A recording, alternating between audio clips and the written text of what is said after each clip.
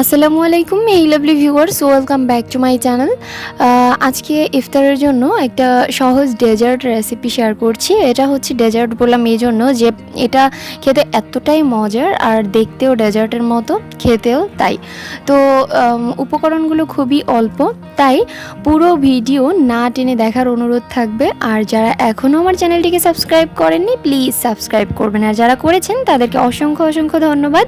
আর আপনার একটি মূল্যবান টাস্ক আমার সাবস্ক্রাইবারকে বাড়িয়ে দেয়, আমাকে উৎসাহ যোগায়। তো চলুন শুরু করছি। এখানে প্রথমে আমি একটা বোলের মধ্যে পরিষ্কার পানি নিয়ে নিয়েছি, আর এখানে আমার প্রয়োজন অনুযায়ী আমি ব্যবহার করছি হচ্ছে সাদা চিরাটা। তো সাদা চিরাটা এখন আমি এখানে ধুয়ে নিব। আর আপনারা আগে থেকে একটু চিরাগুলোকে ঝেড়ে নেবেন, কারণ চিরার মধ্যে কিন্তু অনেক ময়লা থাকে।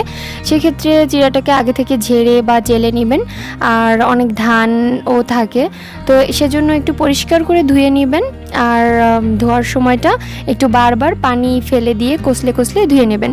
তো আমি এটাকে এখন ধুয়ে নিব। আর অবশ্যই আমার ভিডিও ডেসক্রিপশন বক্সটা সবসময় ফলো করবেন, কারণ ওখানে আমার ভিডিওতে কোনো কথা স্কিপ হয়ে গেলে আমি সেটা ডেসক্রিপশন বক্সে লিখে রাখি, আর আমার ফেসবুক গ্রুপ আর পেজের লিঙ্ক দিয়ে রাখি। তো আমি এখন এগুলোকে ধুয়ে নিচ্ছি, ধুয়ে নিয়ে এসেছি। এখন এটাকে 15 মিনিটের জন্য রেস্টে দিয়ে দিব। আর এখানে বাকি যে উপকরণগুলো ব্যবহার করব সেগুলো একটু দেখিয়ে দিচ্ছি। এখানে নিয়েছি আমি খেজুর, আমাদের যে ডেইলি বাসায় যেসব এমনি সচরাচর যে খেজুরগুলো আমরা খেয়ে থাকি সেগুলো, আর একটা কলা নিয়ে নিয়েছি। এগুলোরই আজকে এর মধ্যে ব্যবহার করব। তো এগুলোকে আমি একটু কিউব করে কেটে নিয়েছি, আর খেজুরগুলোকে হচ্ছে আটি ছাড়িয়ে একটু চিকন করে কেটে নিয়েছি। তো এরপরে আমি এগুলোকে আলাদা করে রেখে দিচ্ছি। আর এই যে সেই চিড়াগুলো এখন 15 মিনিট পর আমি পানিটা ঝরিয়ে নিচ্ছি। আর এবার চলে যাব রান্নার প্রসেসে।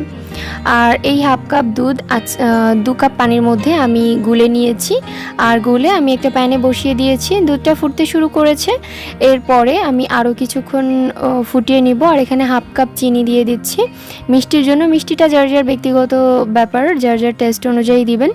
যে কম খেতে পছন্দ করেন সে কম দিবেন, আর যে বেশি খেতে পছন্দ করেন সে একটু বেশি দিবেন।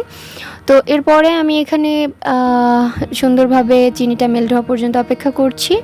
আর সেই যে কলাটা কিউব করে রেখেছিলাম সেটা দিয়ে দিচ্ছি বেশ কিছুক্ষণ পর, আর কি প্রায় 5-7 মিনিট জাল করার পরে। তো এরপরে আমি এটাকে একটু নেড়ে চেড়ে নিচ্ছি, আর আবারও একটু ফুটতে দিচ্ছি। আর এখন এখানে পরিমাণ মতো একটু লবণ দিয়ে দিলাম, মানে স্বাদ মতো, যাতে করে চিড়াটা খেতে ভালো লাগে। এরপরে কিছুক্ষণ দুধটা ফুটে ওঠার পরে সেই যে ভিজিয়ে রাখা চিড়াটা এটা কিন্তু এখন দিয়ে দিচ্ছি। 15 মিনিট রেস্টে রাখার পরে চিড়াটাকে কিন্তু আমি পানি ঝরিয়ে রেখেছিলাম। আর বাকি যে খেজুরগুলো ছোট ছোট করে কেটে রেখেছিলাম লম্বা ফালি করে, সেগুলো দিয়ে দিচ্ছি।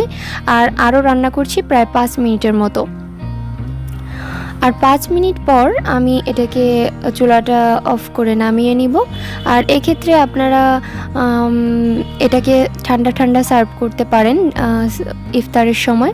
তো এবার আমি চুলাটা অফ করে নিচ্ছি, আর একটু সার্ভ করে দেখিয়ে দিচ্ছি। আমি গরম গরম সার্ভ করছি, আসলে খাবো তো ইফতারের সময়, কিন্তু এখন আর কি একটু সার্ভ করে আপনাদের দেখিয়ে দিচ্ছি এর ঘনত্বটা। এটা দেখতে ঠিক এরকম হয়েছে। এখানে চাইলে ভ্যানিলা আইসক্রিম বা মিষ্টি দই দিয়েও এটাকে খেতে পারেন, কোনো সমস্যা হবে না।